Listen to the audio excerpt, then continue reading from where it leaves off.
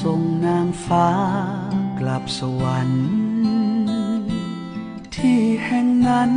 งามดังฝันคู่ควรเทพธิดาสู่สวรรค์สู่ยังวิมานที่ปลายขอบฟ้าก้มกราบอำลา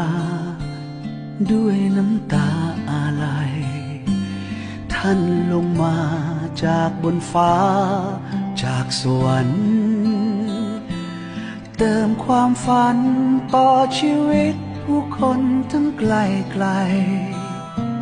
สุดเหนื่อยล้า